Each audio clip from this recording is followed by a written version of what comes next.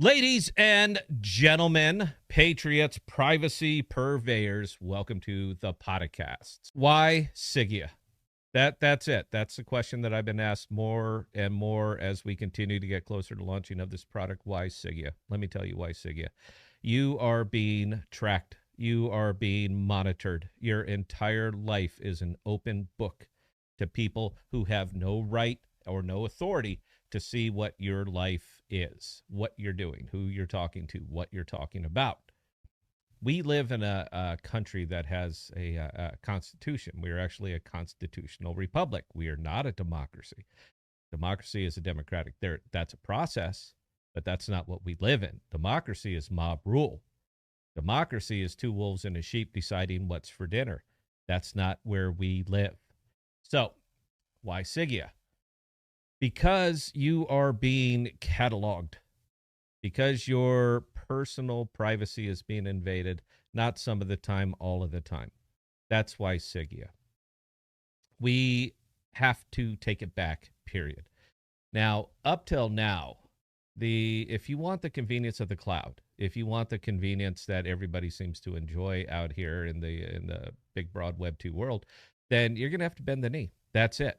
That's what you're going to have to do. You are going to have to bend the knee to the tech that is available to you. We're changing that, period. That's it. So why Sigea? Why are we bothering? Because every person, every citizen of this country and every citizen of this world has the fundamental human right to privacy. This is your data, guys. You created it. Government didn't suddenly spring into existence and decide to make a society. Society formed all by itself and then decided to make a government. That's simply the way it is. Where you have big tech and big government completely embed together to simply dominate your life in every way, every shape, every form that they wish. And it's got to stop. It's almost like it's too late. You're very, very close to having to ask for your rights back. We disagree. Myself and Bella are the co-founders of Sigea. We are utilizing the modern technology that's available to give it back to you and for you to keep the ease and convenience of the cloud. Now, I'm not turning this into an infomercial. I just want to make sure that you guys understand where I'm coming from on this. Personally, I would love you to use it. If you don't, no hard feelings, bro. Stick with what's out there. Good luck on your journey. But for the people who are looking to kind of take back the sovereignty of their own data, we are simply a very easy, very fast solution for you. If you guys have followed this channel, and what we're really hoping is that we get some new eyes on this. I'm completely passionate about this. This is my entire life. This right here, the studio doing this, I don't want to do this. I want to come on here and make silly medieval videos. I want to come on here and just have fun. I want to talk about my day. I want to do bourbon reviews. These are the things that I want to do. These are the things that I enjoy doing. I don't like doing this. I don't like standing up here exposing my delicate little underbelly to all of the internet trolls out there that are going to tear me apart simply because they have the anonymity to do so. I'm actually fighting to make sure that they maintain their anonymity. That's how serious I am about this. But for anybody who's watched this show for any length of time, I think you're well aware I'm no big fan of government. I'm not an anarchist, not by any stretch of the imagination. We need government. We need small, local, limited government. The way it was laid out in the Constitution of the United States of America. That's the kind of libertarian I am. I do not identify as a Democrat. I do not identify as a Republican. I am fiscally conservative, straight down the middle libertarian. As long as government does what it was empowered to do, as long as it sticks to its specific enumerated powers. And the funny thing, guys, is that it's not that hard to find out what they can actually do. Article 1, Section 8 of the U.S. Constitution lays out 18 specific enumerated powers of the federal government. And that's it. They can't just willy-nilly take whatever they want and everybody bend the knee. But that's what's happened. Now, I'm also not going to sit here and operate under the illusion that we can suddenly take it back. because we can't. All right, we have gone too far. We have gotten entirely too comfortable in with the way things are going to ever actually get people to come up and say, you know what, enough's enough, bro. You're going back. Here's what you can do. It's clearly laid out. If you would like to change that, there's a process for it, and it's called a constitutional amendment. So if you would like to take powers that were not specifically enumerated to you, there's a process. If you follow the process, I have no issue with whatever you want to do or don't do. If the will of the people say, yep, we think that this is good for everybody, that's fine. If it's something that I disagree with that hard, it's a big world. There are lots of places that I can go. But as it is right now, you have no right or privacy in your data in any way, shape, or form. The cloud just amplified it. The cloud brought us a level of convenience that we've never, ever seen before. This is just became an absolute monster, and people rely on it. They live their lives around it. They literally cannot function without it. I used to think, Bell, that the way to bring down this country was to cut power for a couple days. I think I've changed my mind. I think the way to do it is just to cut the internet. That's it. So I don't want chaos. All right. I'm a 26-year military vet. I've been in multiple wars and multiple deployments. I'm the very last person that would ever advocate for violence because I've seen it. Why Sigea is because when you get to the state that we're at right now, there is no getting it back. All right. You can't ask for permission to get something back. You have to simply build it. You have to create it and you have to take it back. And that's what we're doing. Now, let me tell you a little bit about it because, you know, it is our baby. Me and Bella have been working on this for about 2.5 years. We've put all of our blood, our sweat, our tears, and our money into this. So let me tell you a little bit about it. A perfect system does not exist. It simply doesn't. And a perfect privacy system, the only way it could ever exist is reach down, grab the Ethernet cable on your computer and pull it out. You're private now.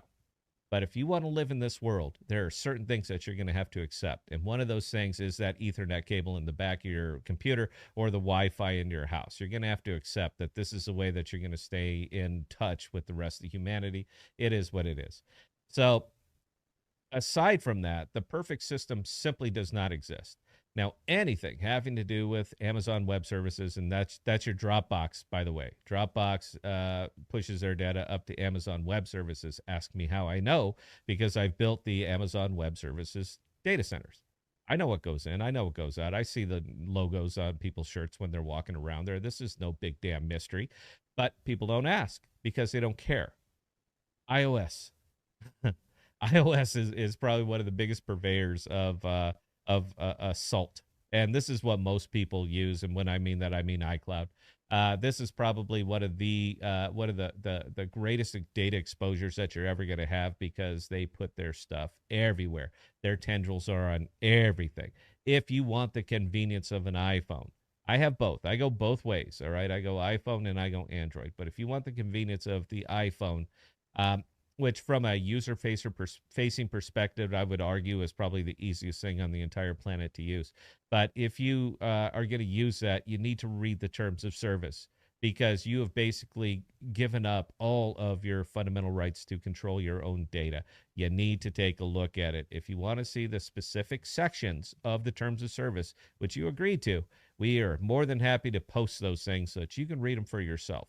Read it right here, this page, this section, this subsection, and this paragraph. We're more than happy to do that for you because we think it's important.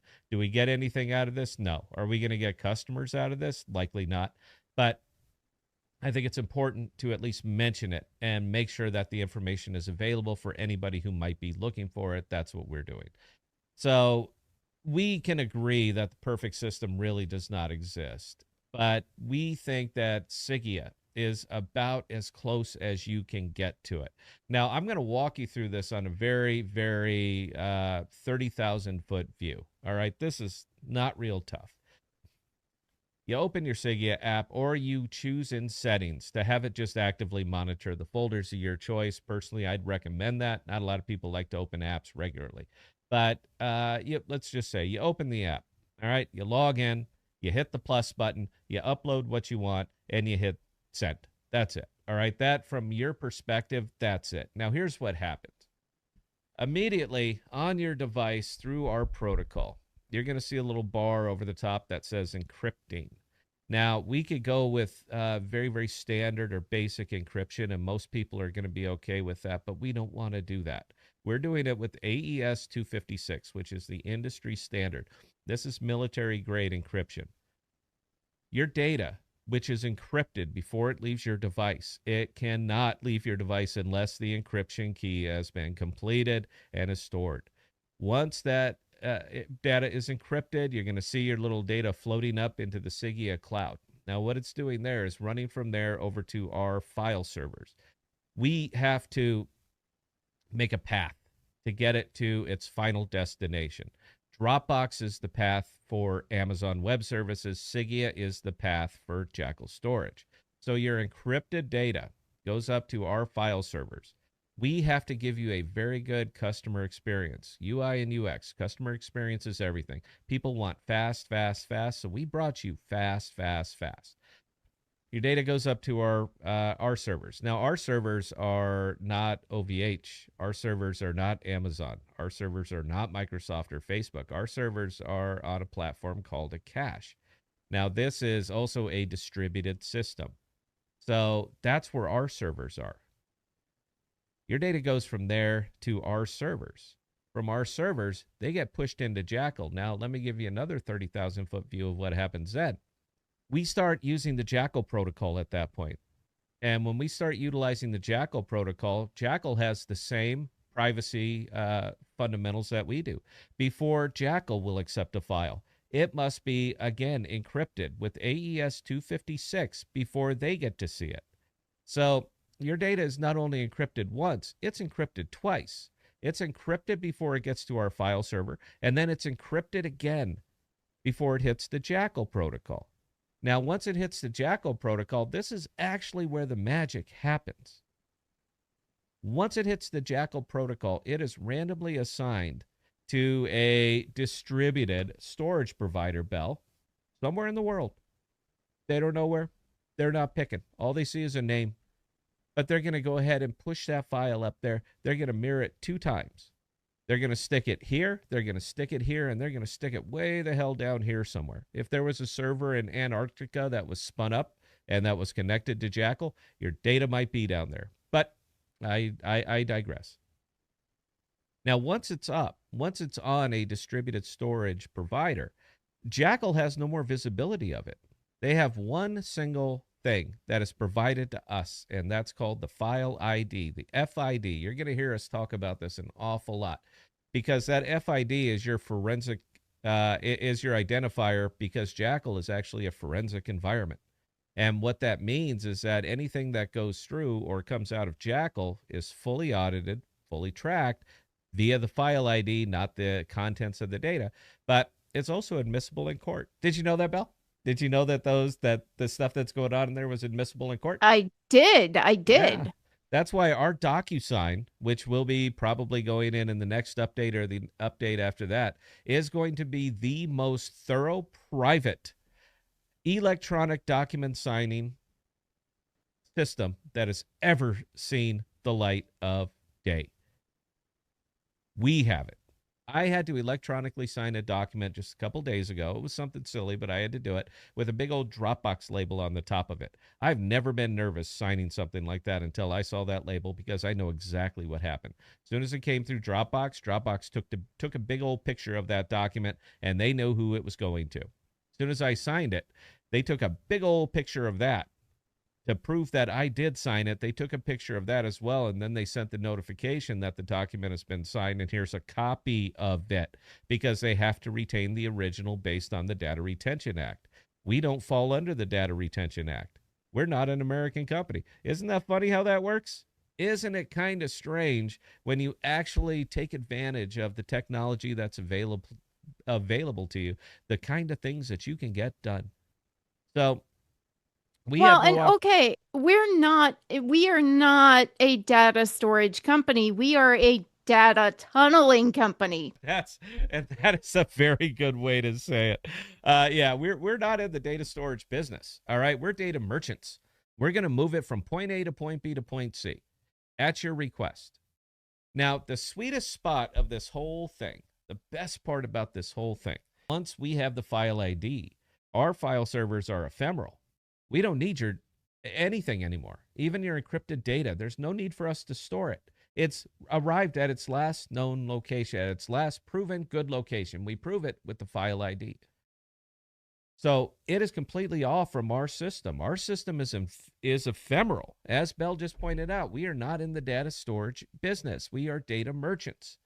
So once it's done, we don't have any visibility on this anymore, but we don't need visibility because that's what makes this so special.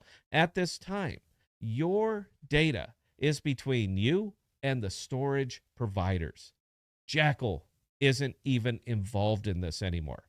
It's between you and the storage providers. If you want it back, you take it back on a P2P, that's peer-to-peer, fully encrypted P2P network.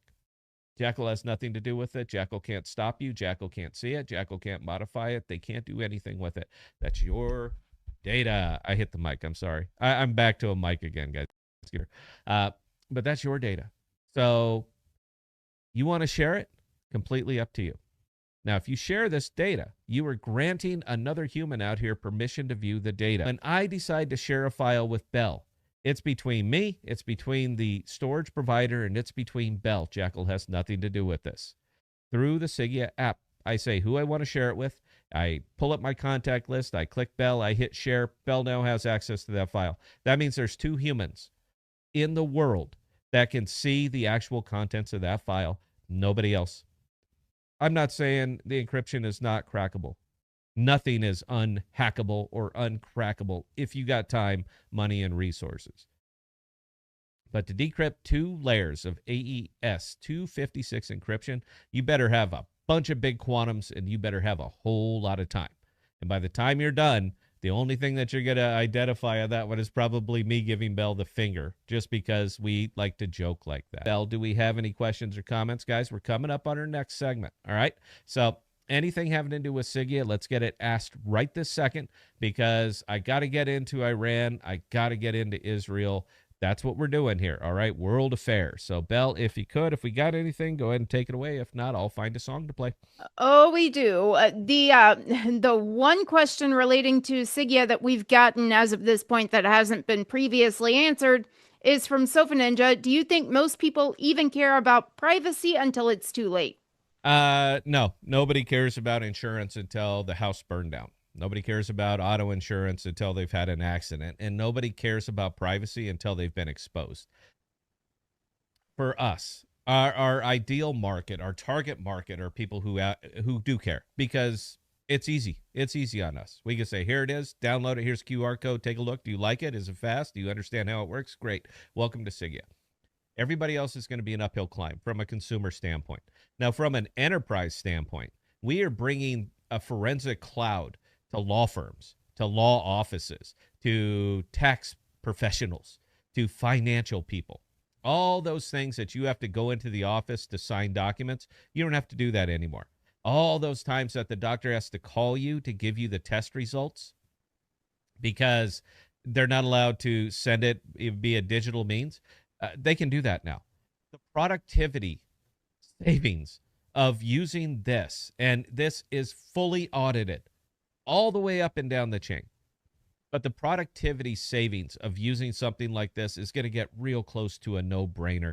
First couple customers will be tough. After that, it is going to go like wildfire, because everybody else is faster than you, that can do it quicker than you, that provides a greater level of convenience than you. And everybody likes to keep up with the Joneses.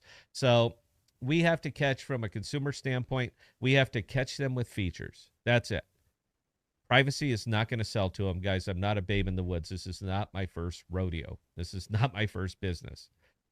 We're not going to catch them with privacy because, no, most people don't care. So we have to catch them with features. And that's what we're doing. Fast, fast, fast. Bell, please carry on. All right, Nuclear Chicken, agree that we are a republic, specifically a constitutionally limited republic.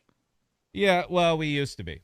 We used to be. I think it was Benjamin Franklin way back in the day who would give up a little bit of liberty for a little bit of security will gain neither and lose both. And I think obviously I'm off, guys. All right, but yeah, it was something like that. We bent the knee a long time ago. We bent the knee to convenience. If you really knew what was going on with your phone, you wouldn't use it anymore. But most people would, and even in the world that Bell and I were coming from the Web3 world, they're just buzzwords. Privacy, security, all that. They're just buzzwords. People will always choose over uh, convenience over privacy or convenience over security. We're giving you both.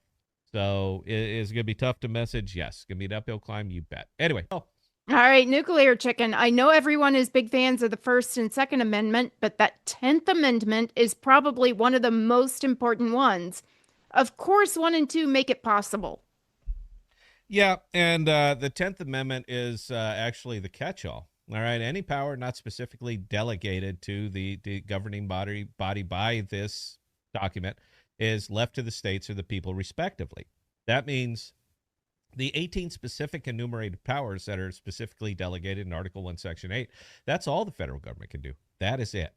Everything else is left to the states. The 10th Amendment, it says what it says. If you don't like it and you want it changed, there's a process. All I'm ever asking for is the process. But we haven't done that.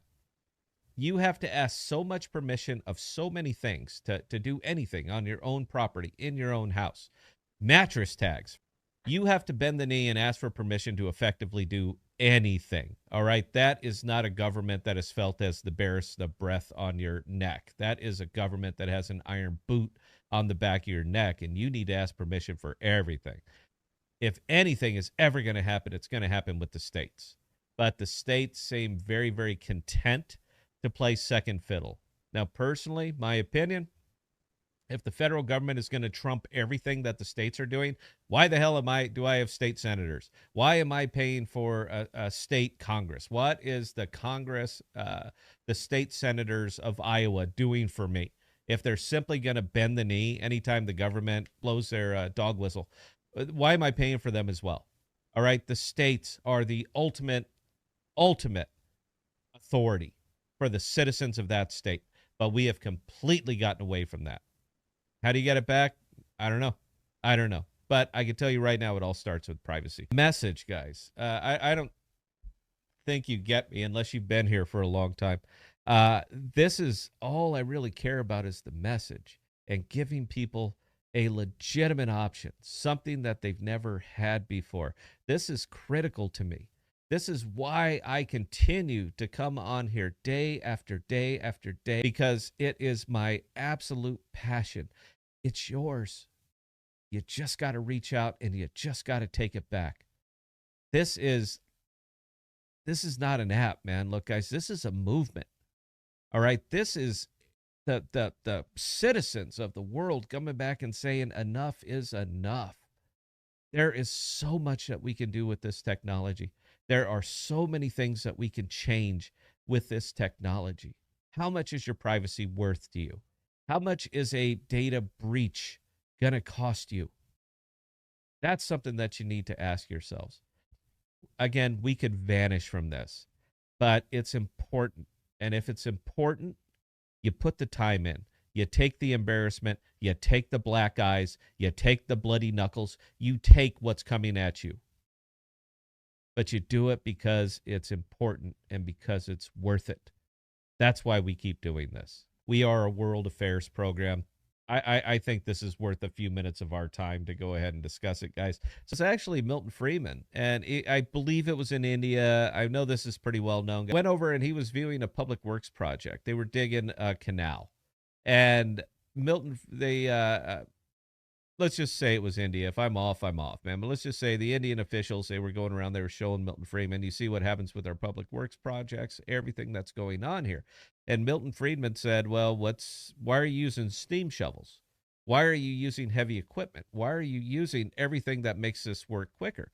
Because from what you told me, the purpose of this public works is to do exactly that, to create work. So what's the point in getting it done fast? Give them spoons. When I read that, and again, I could be off a little bit on this, but when I read that, it resonated with me more than anything has ever resonated with me. It literally gave me the idea, and it harkened back to something that I remember reading about Frederick Bastiat way, way, way back in the 1850s. But the purpose of the purpose of a public project has to be able to generate revenue and to offer a benefit, meaning that it's something that it's going to get some ROI. It can't simply be to provide jobs. If that was the case, then all the United States has to do to solve their unemployment problem is form two brand new bureaucracies: the Department of Hole Diggers and the Department of Hole Filler Uppers. They're going to be evenly manned, and they will expand as necessary. As unemployment goes up or down, they're going to bring people on or allow people to get back with their lives. But one of these is going to dig holes, and the other one is going to fill them up. That is not generating revenue. That is not creating benefit. That is simply giving money away to some kind of bizarre effort to create commerce. That doesn't create commerce. And if I was manning either of those things, I would not give them heavy equipment. I would give them spoons, because Milton Friedman was exactly right. But I understand that was a little bit of a philosophical departure. I thank you for indulging me on this thing. So the Middle East is just absolutely on fire right now. Now, you couple a Middle East on fire with a summer of love that we have going on right now. You could see it in LA. It's starting to spread. Pretty soon it'll be up there and active in Portland and Seattle. The entire West Coast is great at this. They are absolutely wonderful at hate, discontent, fear, and people that just don't have a lot to do but want to think they're making a difference.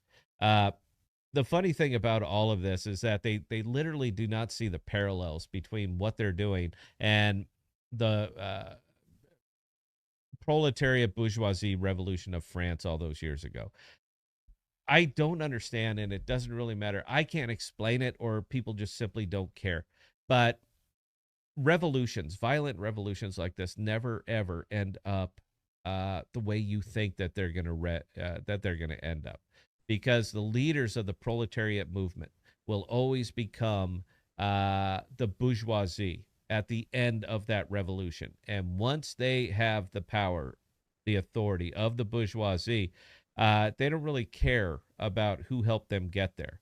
They don't want to change things. They just want in on the grift. So you couple a summer of love with what's happening in the Middle East right now, and it is an absolute recipe for disaster. I saw a video today. I'm sure you guys all saw a video today of two F-14s that Israel knocked out from Iran. Guys, this is hotter than you think. Anybody who's been in the military, and I know I have military. My own father's watching this right now, and he's both Army and Navy, like me. We both go both ways. I'm giving a round of applause for that, Dad. That's funny. All right, that's funny. The fact that they're surgically bombing aircraft deep inside of Iranian territory tells me that this is much hotter than you think it is. This is a war. Now, all the rockets aren't flying both ways, but this is a war. These are surgical strikes. These are very, very specific actions that are being taken by Israel right now. And the only thing I'm kind of mixed mind about that one. One, I detest war. I detest violence. Anybody who's seen it doesn't want to see it again. And anybody who wants it has only seen it on television. In that case, sir, ma'am, head into your local enlistment center, raise your right hand, take the oath, and you're going to see it firsthand. Tell me how you feel afterwards. But I'm of mixed mind on that, Bell, of them bombing out those F-14s. You know what? They're old, they're dated aircraft. They're still very capable aircraft, but they're old, they're dated. They're not modernized like these. But I'm happy that Iran has two less aircraft to put up in the sky, but I'm really bummed that they blew them up on the ground, because the F-14 was a glorious aircraft, Bell, and that fine lady deserves to die in the sky. That's the thing that bummed me out more than that. Put some missiles on them, take them up, fight the Israelis, and blow up there the way that the F-14 is supposed to be going out. I'm a little bit disappointed with that. Bell. There's my thing. You got anything you want to add on that, Bell, or shall I carry on? Because I can do this all day. Oh, I know you can do this all day. Mm-hmm. I mean, yeah, people had to see this coming. They had to. It's been no big huge buried secret for the past several years. I mean, come on.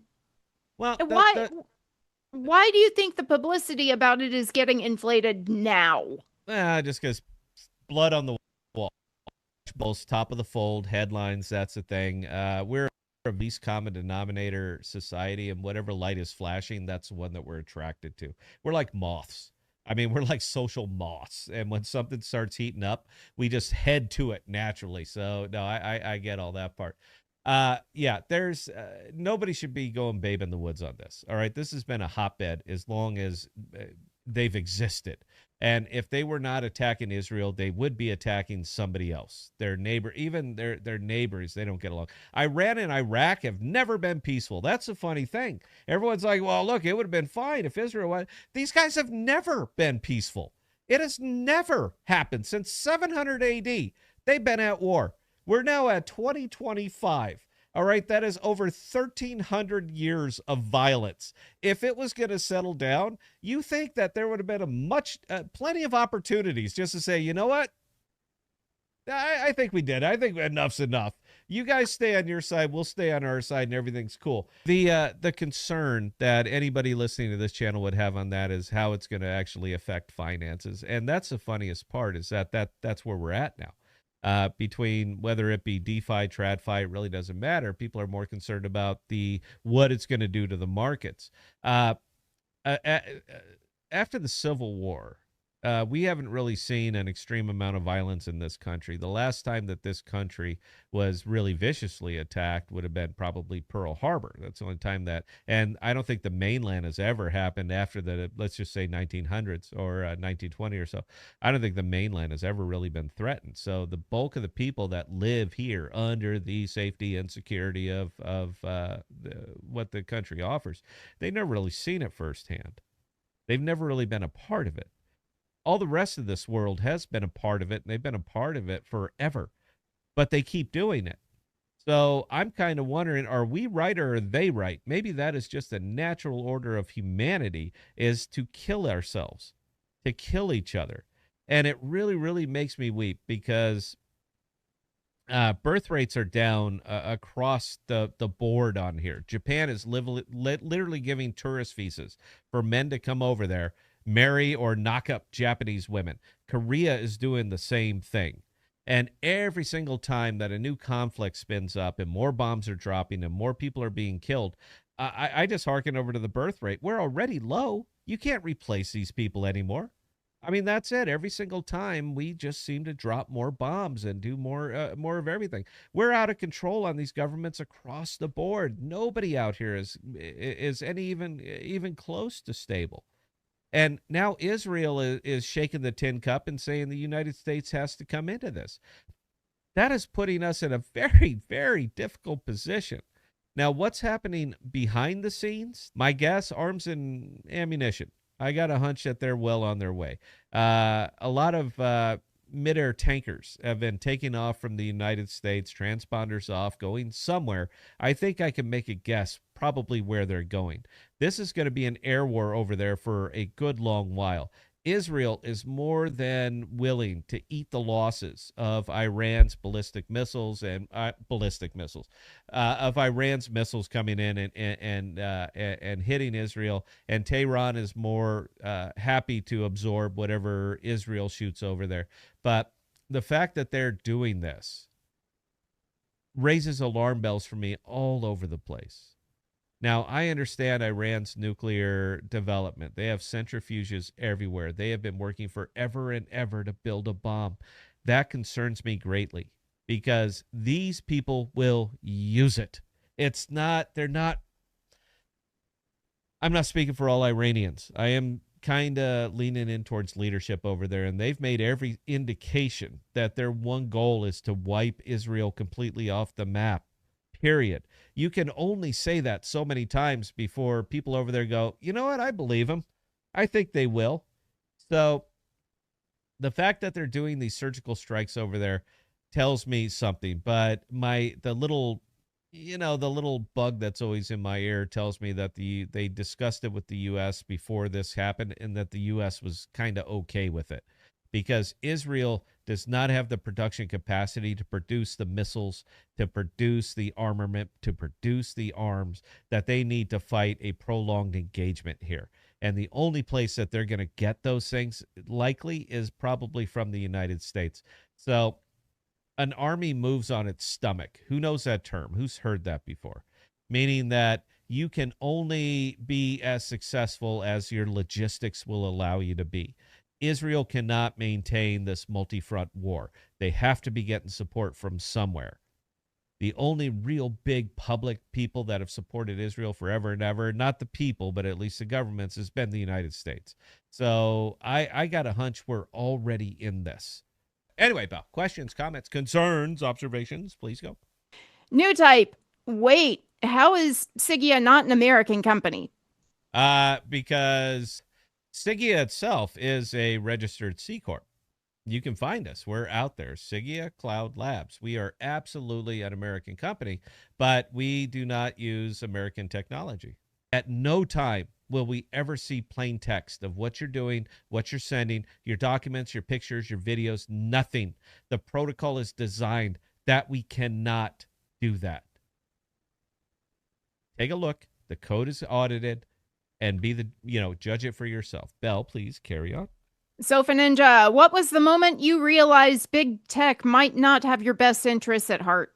I spent the last 25 years building their data centers, bro. All right, you can look me up, man. You can see the companies that I was employed with. My name is Scott Podojil. Scott Podojil, Podojil. I'm not going to be hide behind anonymity, because look at the tech that we're offering. So the buck stops with me, and my name is Scott Podojil. Take a look at my employment history. You're going to see who I work for, and you're going to understand what I've done. I've been building these data centers, and I've been doing this for 25 years. I know exactly what happens there. You don't think these people talk? Dude, they're not just talking, they're bragging. Bragging. And as soon as I heard it the first time, and as soon as I saw it with my own eyes, I said something has to be done. For me, at that point in my life, the technology didn't exist. Dude, I'm an electrical engineer. All right, I don't know this stuff. But as soon as the technology became available, and it became available through one little protocol called Jackal, as soon as that technology became available, Bella and I got together. We threw all of our money in a hat, and we said, we're going to build it. And it's here. All right, Nuclear Chicken, you guys give and give and give your time. We know it and appreciate it. Thank you. Yeah, man. And you know what? No, Nuclear Chicken, I appreciate you. Yeah, please carry on. All right, last question coming in from Sofa Ninja. Friedman said concentrated power is not rendered harmless by the good intentions of those who create it. Sound familiar? It does, and absolutely not. All right. Good intentions don't get it done. Restraints are what get it done. The biggest thing, I'm even going full screen here, and I understand that this sounds radical, even me saying it, but if you think about this deep down, and this is really, really allegory of the cave kind of stuff. If you want me to go on a tirade about that, just ask. I'll explain it. This was Plato. This was way, way, way back. But the one thing that changed on this planet over the last, I don't know, 200-300 years is government lost the fear of the people. That's a problem. A government, it was literally quoted in what I thought was an excellent movie called V for Vendetta. That was a lot of fun, Belle. You ever see that? Hugo Weaving? He was awesome in that. Man, that was such a good, fun movie. Not because he was a radical, but because of what he said and how he said it. I mean, that guy is he's just poetic. But government, to stay in its proper constraints, has to fear the people. And I think it's really, really safe to say that our government, or the governments of the world, have absolutely no fear of the people anymore. They see themselves as the gardeners, and they see you as inert vegetative matter that will grow where they tell you to grow. And they're going to prune where they choose to prune, and your thought, your opinion, your desire at that point is irrelevant to them. All right? You don't exist as a person, you exist as a number. And as soon as you get down to that, as soon as that is your entire identity to your government who exists on your behalf and that you pay for, your blood, your sweat, your tears, your taxes pays for their lifestyles. And they come back and see you not as a citizen of the United States, but as a plant in a garden that they maintain. You've lost it. And they have lost their absolute fear of you. When I go into my backyard and I see my tomato plants doing whatever my tomato plants are doing, I have no fear of them. I have no fear of them rising up and telling me, nope, we need to be over here to grow better. I have no concern. That's simply not going to happen. And I'm of the opinion that that's effectively the way that the United States government views its citizens right now. And the shocking thing to me, and I know we're over time and I'm sure we've lost everybody, but I want to finish this thought. The shocking thing to me is that there are millions and millions and millions of veterans that are exist out here in society now that are well removed from their time in service, but they've been trained up and down the board to take care of problems like this. And it's the fact that the government can continue to do what it does, knowing that there are millions and millions and millions of veterans out here that were trained by them specifically to do what they should be fearing, but they don't. The government doesn't. Tells me all I need to know. They do not fear the people. And when they fear the people, we do not have a representative republic anymore. We have a monarchy. We have a monarchy, and you're living in one.